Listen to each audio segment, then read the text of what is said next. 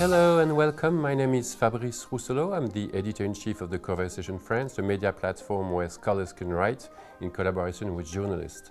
And we partner with the AXA Research Fund to offer platforms for scholars to share their knowledge with public. Today, the aim of this video is actually to try to give you some guidelines in terms of writing for a large audience, a non-scientific audience. I'm not a magician, I'm a journalist, but I'm going to try to give you a few tips that could be helpful in the process of writing. Before you even start writing something, two elements are very, very important. The first one is what we call the angle of the story, and the second one is the famous 5 W's, which is a rule of journalism. I'm going to explain that later. Many times scholars want to write about a story and they say, okay, I'm going to write about exoplanet, for example.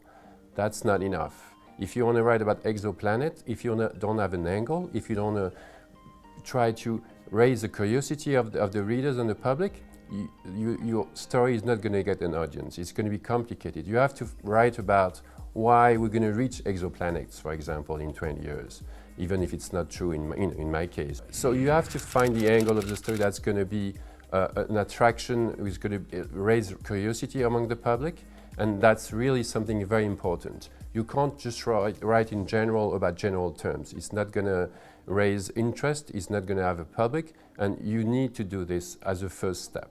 The second step, as I said, is the so-called 5 W's. It's very, very simple. Who, what, why, when, and where. And those 5 W's are basically the 5 things you need to incorporate in your story so people understand what it's about. Once you have those two elements, then we come to the story itself. And the first part of the story is called the lead. The lead needs to be some kind of you need to summarize the story itself. In a very short paragraph, you need to tell what is this about, what is the angle, and why you're writing. Once you've done that, I could say you've done maybe 80% of the job. Meaning you find your angle, you have those 5 W's, you answer those questions, and you have a lead. Okay, I have my story, this is the way I'm going to project it, this is the way I'm going to write it. Then it's only a question of vocabulary, it's a question of having enough elements to basically attract the public, to be sure that the public is going to be interested.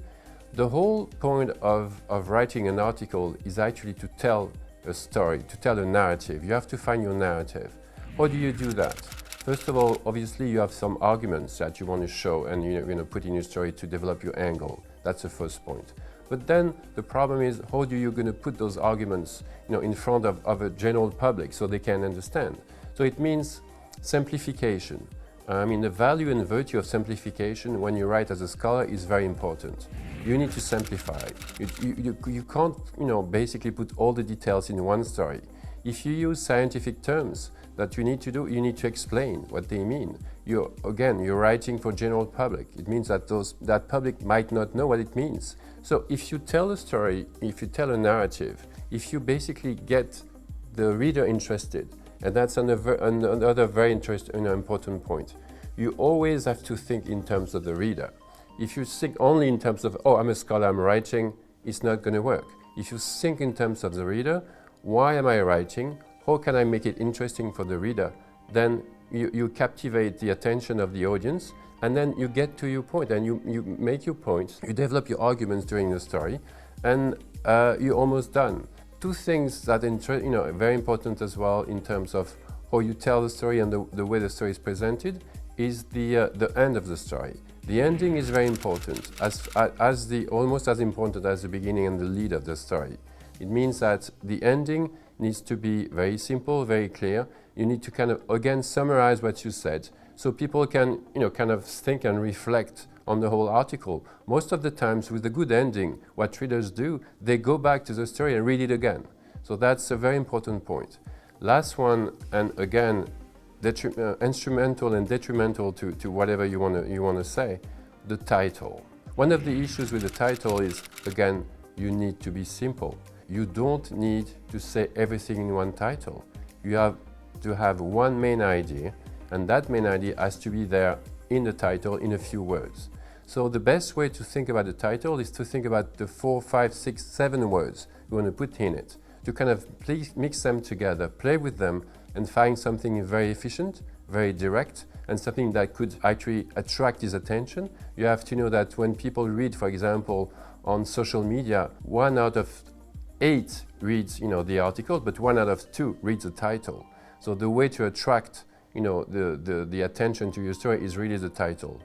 Once you've done all of this, you're done. Hopefully your story is going to have a big success on social media. It's going to be, read and read again. If I want to summarize, think about the angle, think about the 5 W's, think about the lead, think about simplification, think about talking a narrative, giving some examples, concrete examples to the story, and then think about the title and the end. Thank you so much, and stay tuned for the next video, which is about working with the conversation.